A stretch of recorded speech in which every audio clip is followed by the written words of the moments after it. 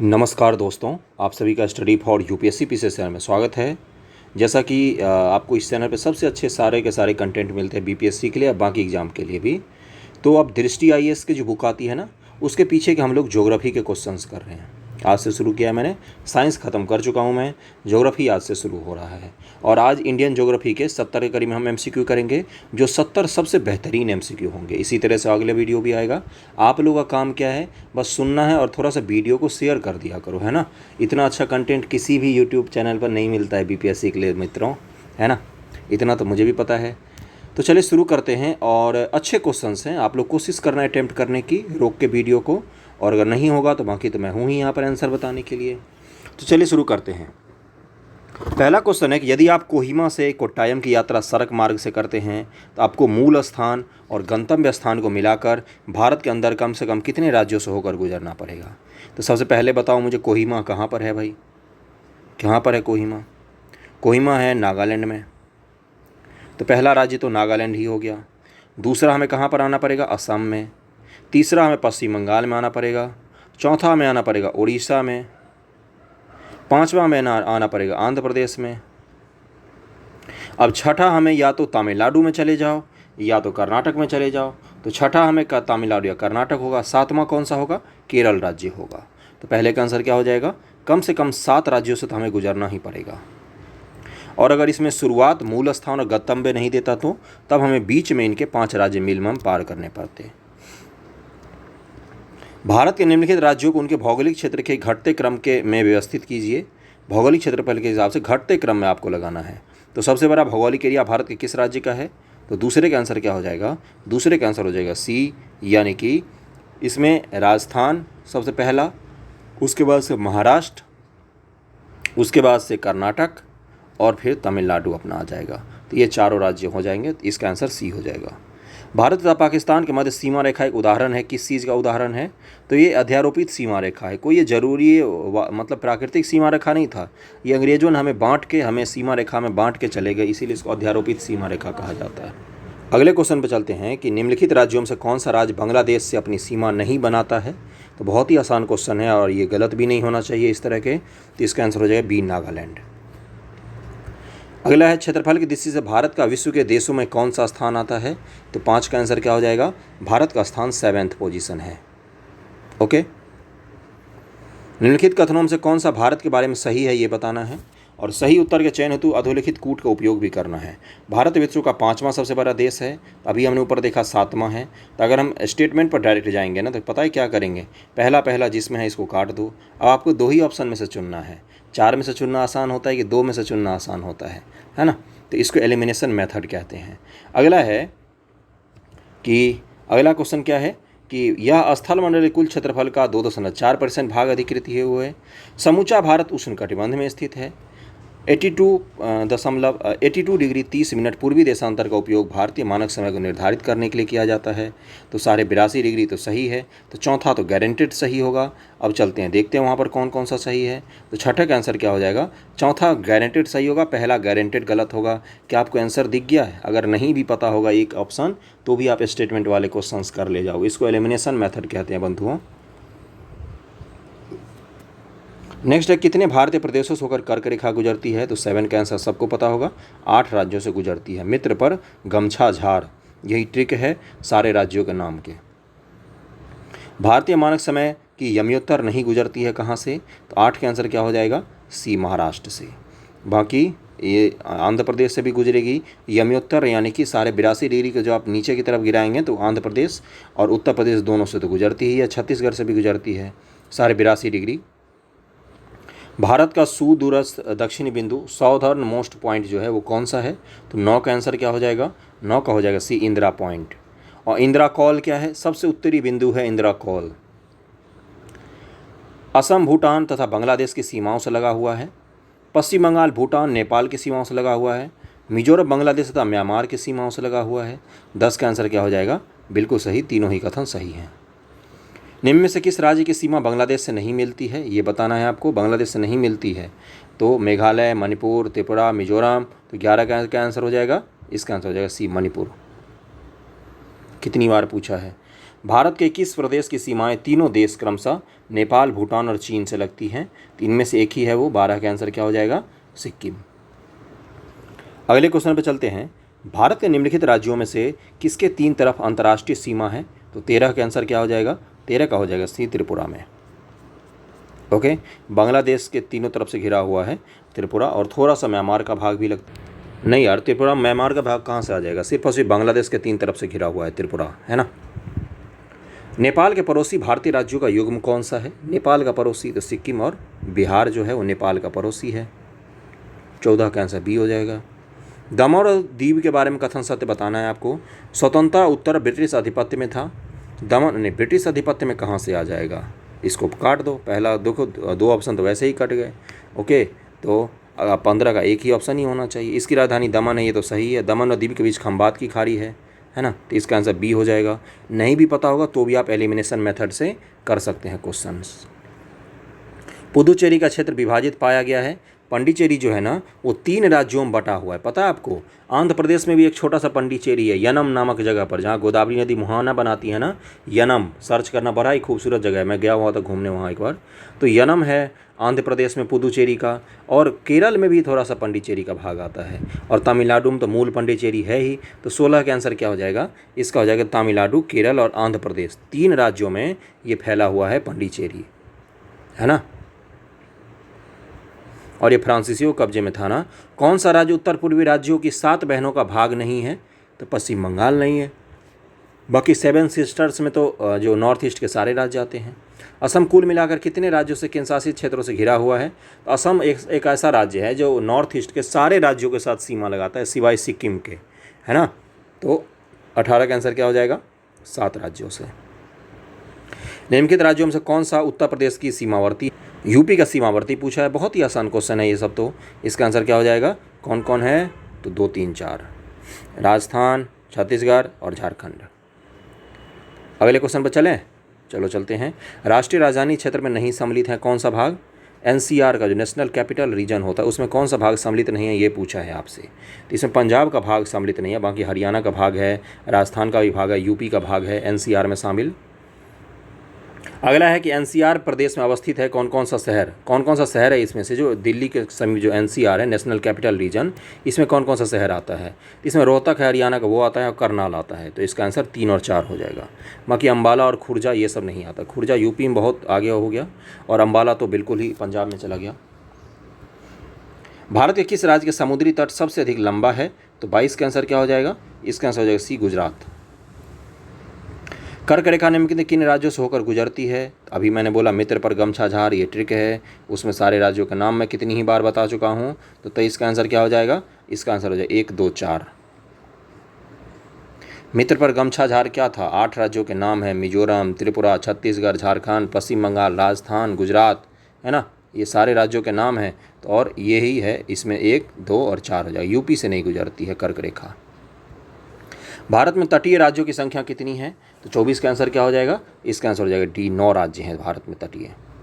1 minute रुक जाओ, ये इधर उधर भाग रहा है, पता नहीं क्या हो गया। 9 राज्य हैं। अगले चैप्टर पर चलते हैं, देखते हैं उसमें क्या सब है।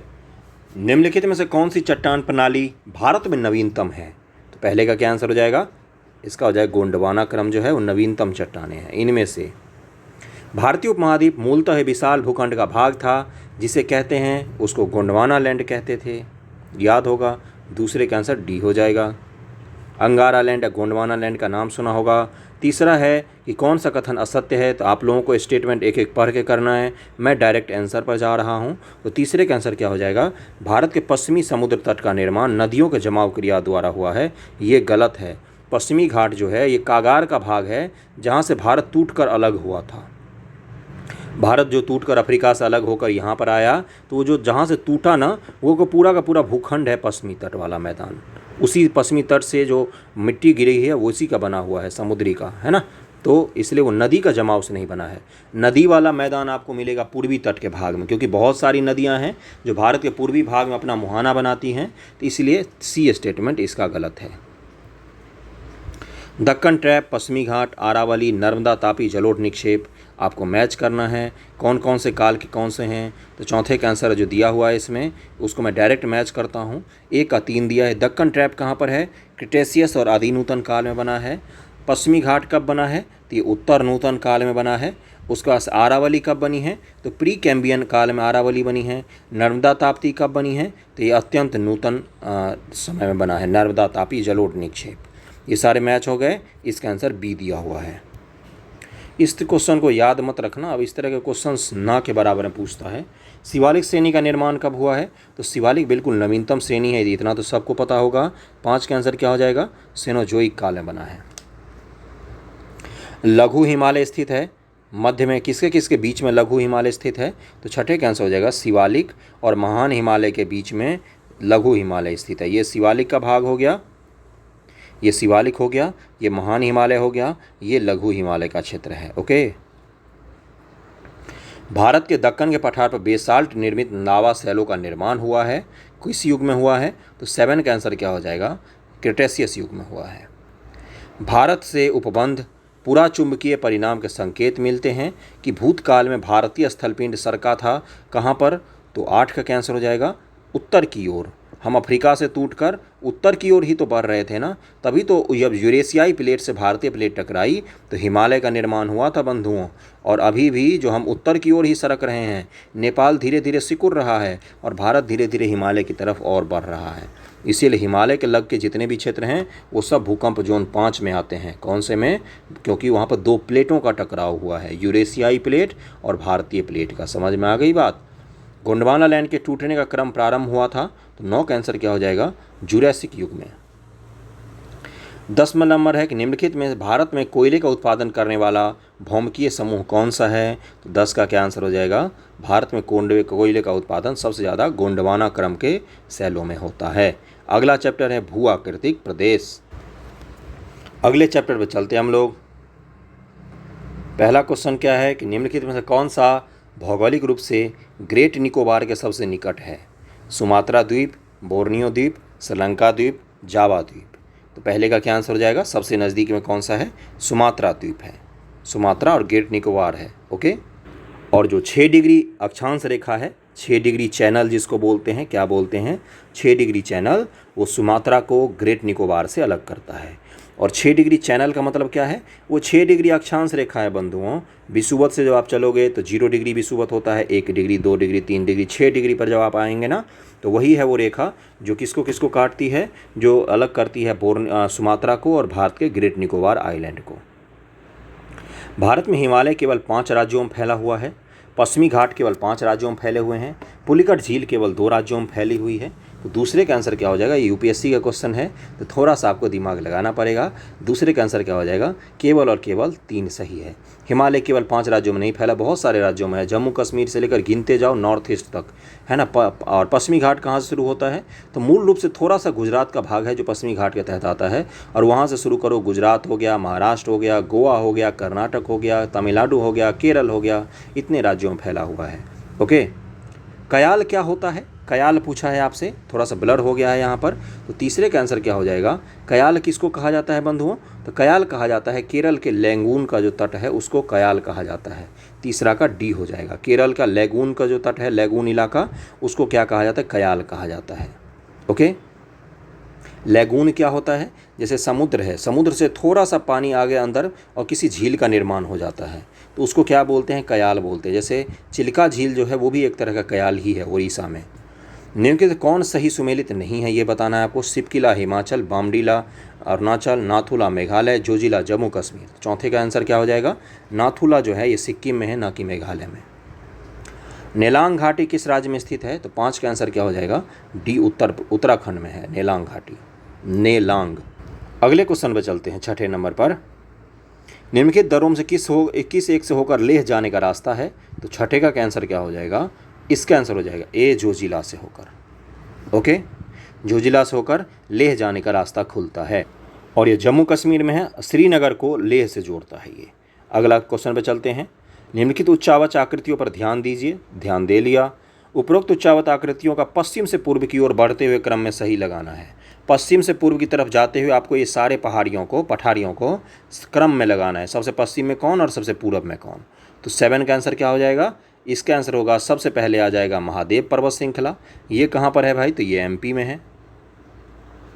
उसके बाद कौन सा आ जाएगा, उसके बाद आ जाएगा मैकाले पर्वत श्रृंखला, उसके बाद से छोटा नागपुर पर्वत श्रृंखला, फिर खासी पर्वत श्रृंखला। तो 7 का आंसर क्या हो जाएगा? इसका आंसर हो जाएगा ए, 1 2 3 4। माना और नीतिला उत्तराखंड, बॉमडिला और अरुणाचल, जेलेपला सिक्किम, सिपकिला जम्मू कश्मीर। तो 8 का क्या आंसर हो जाएगा? कौन सा इसमें सही नहीं है ये पूछा है आपसे। सिपकिला जम्मू कश्मीर ये गलत दिया हुआ है, सिपकिला हिमाचल प्रदेश में है। यदि हिमालय पर्वत श्रेणियाँ नहीं होती तो भारत पर सर्वाधिक संभावित भौगोलिक प्रभाव क्या होता? मान लो आपके उत्तर में हिमालय पर्वत नहीं होता तो क्या होता? देश का अधिकांश भाग साइबेरिया से आने वाले शीत लहरों का अनुभव करता। बिल्कुल सही है ये। सिंधु गंगा मैदान इतना सुविस्तृत जलोढ़ मृदा से वंचित होता, ये भी सही है। मानसून का प्रतिरूप वर्तमान प्रतिरूप से भिन्न होता। तो तीनों ही कथन सही है। हमारे देश में ना तो मानसून आता ना कुछ, बिल्कुल जैसे रूस में ठंडी पड़ती है वैसे ही ठंडी हमारे यहाँ भी पड़ रही होती। अगला है माना। माना किस राज्य में है? तो उत्तराखंड में चले जाओ, 1 का 4। नाथुला कहाँ पर है? अभी मैंने बताया सिक्किम में है। जोजिला हिमाचल प्रदेश में है। सिपकिला जम्मू कश्मीर में है। तो इसका आंसर क्या हो जाएगा? अभी नहीं, सॉरी, सिपकिला कहाँ है? हिमाचल में है। जोजिला जम्मू कश्मीर में है। माना उत्तराखंड में है और नाथुला सिक्किम में है। तो 10 का आंसर क्या हो जाएगा? 10 का आंसर हो जाएगा सी, 1 का 4, बी का 1, सी का 2 और डी का 3 हो जाएगा। ओके। जब आप हिमालय की यात्रा करेंगे तो आप निम्नलिखित में से क्या क्या देखोगे? जब आप हिमालय जाओगे तो वहाँ पर क्या क्या देखोगे? 11 का क्या आंसर हो जाएगा? 11 का आंसर होगा कि हम देखेंगे गहरे खड्डे भी देखेंगे, यू घुमावदार वाली नदियाँ भी देखेंगे, समानांतर पर्वत श्रेणियाँ भी देखेंगे, भूस्खलन के लिए उत्तरदायी तीव्र ढाल भी देखेंगे। तो मेरे हिसाब से सारे ही देखेंगे जब आप हिमालय की यात्रा करेंगे। तो IAS के क्वेश्चन इसी तरह के पूछे जाते हैं। थोड़ा सा यहाँ पर ब्लर हो गया, मैं अच्छे से पढ़ता हूँ, वैसे पढ़ा तो जा ही रहा होगा। उत्तर दिशा की ओर से क्रम वाली पर्वत श्रेणियाँ कौन सी हैं? उत्तर से दक्षिण आपको सारी पर्वत श्रेणियाँ लगानी है इसमें। तो 12 का क्या आंसर हो जाएगा? इसका आंसर हो जाएगा कि सबसे ऊपर पीर पंजाल आती है, फिर जास्कर पर्वत श्रेणी, फिर लद्दाख पर्वत श्रेणी, फिर काराकोरम आती है ना। उत्तर में से निम्नलिखित उत्तर दिशा की ओर से क्रम वाली पर्वत श्रेणी कौन सी? देखो इसमें उल्टा दिया है। जब हम दक्षिण से उत्तर की ओर जाएंगे ना तब ये क्रम आएगा। सबसे नीचे पीर पंजाल श्रेणी आती है, उसके ऊपर जास्कर, उसके ऊपर लद्दाख और सबसे ऊपर काराकोरम। काराकोरम श्रेणी K2 जिसको कहा जाता है, ये ट्रांस हिमालय का भाग है। उसके बाद आता है लद्दाख श्रेणी, उसके बाद जास्कर आता है और जास्कर के बाद सबसे नीचे आता है पीर पंजाल। और लद्दाख और जास्कर के बीच से ही कौन सी नदी बहती है बंधुओं? तो सिंधु नदी लद्दाख और जास्कर पर्वत श्रेणी के बीच से ही बहती है। निम्नलिखित समूहों से कौन सा पूर्व से पश्चिम की ओर पर्वत शिखरों का सही क्रम है? पूर्व से पश्चिम की ओर पूछ रहा है आपसे। तो 13 का आंसर क्या हो जाएगा? इसका आंसर हो जाएगा बी, कंचनजंगा सिक्किम में, एवरेस्ट नेपाल में, अन्नपूर्णा भी नेपाल में, धौलागिरी भी वहीं पर। तो इसका आंसर क्या हो जाएगा? बी आंसर हो जाएगा, पूर्व से पश्चिम की ओर यही क्रम होगा। गारो कहाँ पर है? तो ये मेघालय में चले जाओ। ओके। उसके बाद से मीरी पूछा है, फिर कोल्लई मलई है, फिर डालमा है। तो मीरी पहाड़ी कहाँ है? ये अरुणाचल प्रदेश में है। कोल्लई मलई कहाँ है? तो ये तमिलनाडु में है। डालमा कहाँ है? तो ये झारखंड में है। तो ए का 1, बी का 3, सी का 2 और डी का 4 होना चाहिए। यही आंसर है। ओके। भारत के निम्नलिखित में से कौन सा पर्वत श्रेणी केवल एक ही राज्य में फैली हुई है? तो जो सतपुरा श्रेणी है ना वो केवल और केवल महाराष्ट्र में है। बाकी अरावली भी राजस्थान गुजरात दोनों में है। उसके बाद अजंता भी महाराष्ट्र और मध्य प्रदेश दोनों में है। सह्याद्री तो पश्चिमी घाट को ही बोला जाता है। तो 15 का आंसर क्या हो जाएगा? 15 का, सॉरी यहाँ पर गलती की मैंने, सतपुरा MP महाराष्ट्र दोनों में है, यहाँ पर गलती की, माई मिस्टेक। अजंता केवल है महाराष्ट्र में, अजंता है केवल महाराष्ट्र में, अजंता केवल महाराष्ट्र में है, अजंता केवल महाराष्ट्र में। आई रिपीट, सतपुरा MP और ये महाराष्ट्र दोनों में ही आता है। ओके। सतपुरा जो श्रेणी है और नर्मदा के बीच में बहती है, बीच में सतपुरा है, ऊपर बिंद है और बीच से नर्मदा नदी बहती है ना। कार्डमम पहाड़ी कोरोमंडल तट कौन सा युग में सुमेलित है ये बताना है। कैमूर पहाड़ी कोंकण तट, महादेव पहाड़ी मध्य भारत, मिकिर पहाड़ी पूर्वोत्तर भारत। तो 16 का आंसर क्या हो जाएगा? इसका आंसर हो जाएगा सी, सही है केवल। अगला है जहाँ पूर्वी घाट और पश्चिमी घाट मिलते हैं वहाँ निम्नलिखित में से कौन सी पहाड़ियाँ अवस्थित हैं? तो 17 का क्या आंसर हो जाएगा? इसका आंसर हो जाएगा सी, नीलगिरी पहाड़ी वहीं पर स्थित है। जहाँ पर पूर्वी घाट और पश्चिमी घाट मिलते हैं ना वहीं पर नीलगिरी पहाड़ी है, तमिलनाडु, केरल और कर्नाटक की सीमा के पास। निम्न के कौन सा युग में सुमेलित नहीं है ये बताना है आपको। नाथुला अरुणाचल, लिपुलेख उत्तराखंड, रोहतांग हिमाचल प्रदेश, पालघाट केरल। तो 18 का क्या आंसर हो जाएगा? नाथुला जो है ये सिक्किम में है। एक द्वीप पर निर्मित भारत का बड़ा नगर कौन सा है? तो 19 का आंसर क्या हो जाएगा? भारत का सबसे बड़ा मुंबई नगर है जो एक द्वीप पर निर्मित है। बहुत सारे द्वीपों को मिलाकर बना है मुंबई शहर। पाट या अंचल अवस्थित है। तो 20 का आंसर क्या हो जाएगा? 20 का आंसर हो जाएगा बी, झारखंड में। अगले पर चलते हैं, नंदा देवी शिखर कहाँ पर है? तो ये उत्तराखंड में है। निम्नलिखित पर्वत शिखरों में से कौन सा एक भारत में अवस्थित नहीं है? ये पूछा है आपसे, तो 22 का क्या आंसर हो जाएगा? इसका आंसर हो जाएगा ए गोसाईथान, ये नेपाल में है। अगले क्वेश्चन पर चलते हैं, निम्नलिखित में कौन सा कथन असत्य है? ये बताना है आपको। भौमकीय दृष्टि से प्रायद्वीपीय क्षेत्र भारत का सबसे प्राचीन भाग है। बिल्कुल सही बोला है इसने। तो हिमालय विश्व में सबसे नवीन बलित पर्वतों को प्रदर्शित करता है। तो ये भी सही है भाई। भारत के पश्चिमी समुद्र तट का निर्माण नदियों के जमाव क्रिया द्वारा हुआ है। तो यही तो गलत है। 23 का सी आंसर हो जाएगा। उत्तर भारत में उप हिमालय क्षेत्र के सहारे फैले समतल मैदान को क्या कहा जाता है? क्या बोला मैंने? उत्तर भारत में उप हिमालय क्षेत्र के सहारे फैले समतल मैदान को क्या कहा जाता है? तो 24 का आंसर क्या हो जाएगा? डी भाबर कहा जाता है। जब आप पहाड़ से ठीक नीचे आओगे ना उत्तर भारत में, तो भाबर क्षेत्र मिलते हैं। यहाँ पर बड़े बड़े पत्थर और अनुपजाऊ भूमियाँ मिलती हैं भाबर क्षेत्र में। जल का अभाव पाया जाता है सामान्य तौर पर।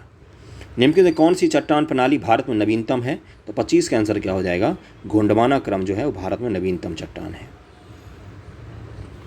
पूर्वी हिमालय की तुलना में ट्री लाइन की ऊंचाई मान पश्चिमी हिमालय से होता है। तो 26 का आंसर क्या हो जाएगा? 26 का हो जाएगा कम, है ना। पूर्वी हिमालय में जो ट्री लाइन होता है वो पश्चिमी हिमालय की तुलना में, क्या बोला है? पूर्वी हिमालय की तुलना में ट्री लाइन की ऊंचाई मान पश्चिमी हिमालय में होता है, में होता होगा यहाँ पर। तो पश्चिमी हिमालय में, अब ट्री लाइन क्या होता है मैं बताता हूँ।